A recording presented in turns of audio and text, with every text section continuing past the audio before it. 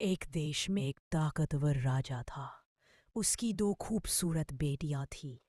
जब वे बड़ी हुई तो उनके लिए बड़ी धूमधाम से स्वयंवर रखा गया। दूर दूर से राजा और राजकुमार आने लगे, लेकिन किसी की नजर में आए बिना एक दूसरे राज्य का राजकुमार भिखारी का भेष बनाकर वहां आ गया। वह जानना चाहता था, रूप, राज्य या ताकत के भ्रम के अलावा क्या सच में कोई उसे इंसान के तौर पर अपना सकता है। स्वयंवर के नियम अजीब थे। जो दूर से माला फेंकेगा, उसके गले में जो माला पड़ेगी, उसे राजकुमारी से शादी करनी होगी। पहली राजकुमारी ने लापरवाही से माला फेंकी और एक ताकतवर राज्य के राजकुमार के गले में डाल दी।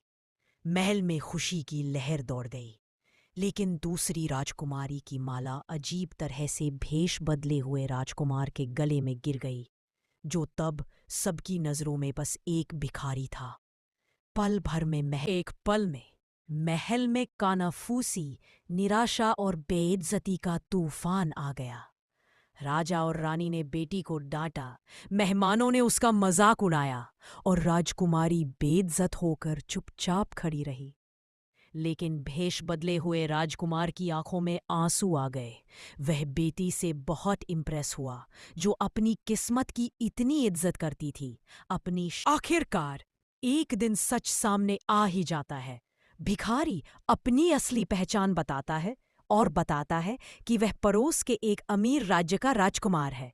सब हैरानी से चुप रह जाते हैं।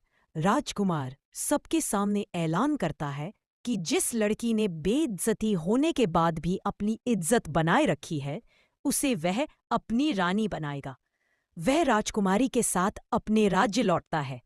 वहां की प्रजा नई रानी का स्वागत करती है। समय के साथ उनका प्यार गहरा होता जाता है और राजकुमारी साबित करती है कि काबिलियत कभी भी बाहरी दिखावे या पद पर निर्भर नहीं करती। सच्ची इज्जत इंसानियत में होती है।